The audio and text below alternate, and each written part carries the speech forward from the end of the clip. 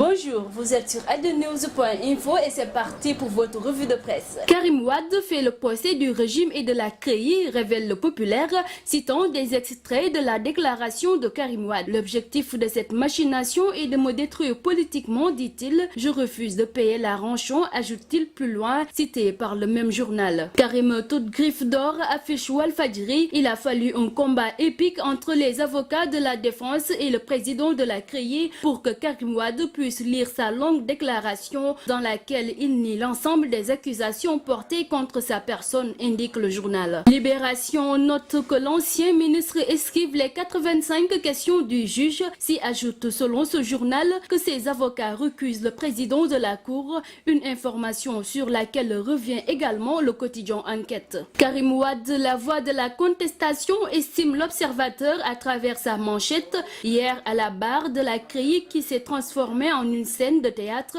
les avocats de Karim Wade ont fini par recuser le juge Henri Grégoire Diop qui, selon eux, est partial. Et le procès est d'aller tout droit vers l'impasse, rapporte ce journal évoquant une comédie judiciaire. Si l'on en croit la Tribune, Karim Wade est convaincu qu'il sera à terme reconnu coupable des faits qui lui sont reprochés. Il serait condamné à 5 ans le 15 septembre, date retenue pour la fin du procès, prédit Karim Wade. Le collectif des 4 agences dissoutes se radicalise. Nous sommes prêts pour un suicide collectif, déclare Marim Ngoné Diop, membre du collectif dans la Tribune. Les 227 ex-travailleurs des 4 agences dissoutes par l'État sont prêts à mourir durant la grève de faim qu'ils projettent de mener. Leur première tentative qui a eu lieu en fin juin dernier a été annulée par le ministre du Travail qui les a dupés lors des négociations, estime-t-il. Les dites agences sont l'ANAMA, le FNPJ, la Neige et la GEP. Mort de Charles-Paul Ndour, 25 expulsés, dont 8 Sénégalais au Maroc, nous révèle l'Observateur.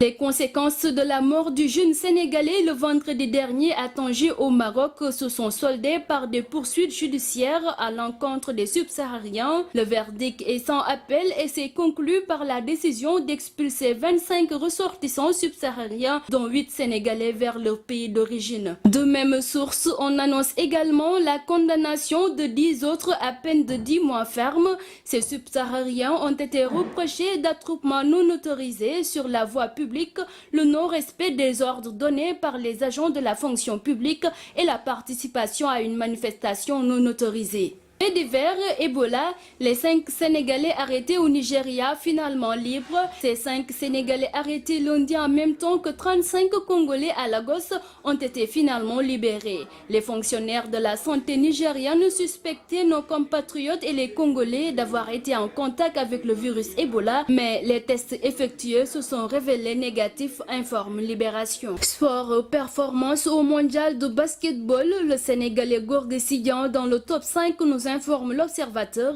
Avoir ce joueur sénégalais de marque NBA sur la liste des Lions devant défendre les couleurs du Sénégal au mondial a assuré. Gissidian n'a pas déçu son peuple. Après la 3e journée du mondial, le pivot international des Lions s'est invité dans le top 5 des meilleurs joueurs selon les statistiques de la compétition. Suite du mondial de basketball, le Sénégal affronte l'Argentine aujourd'hui à 15h30 pour une qualification au second tour. Les Lions, si près du paradis, annoncent à ce titre la Tribune. C'est fini pour votre revue de presse du jour sur adenews.info. Merci, à très bientôt.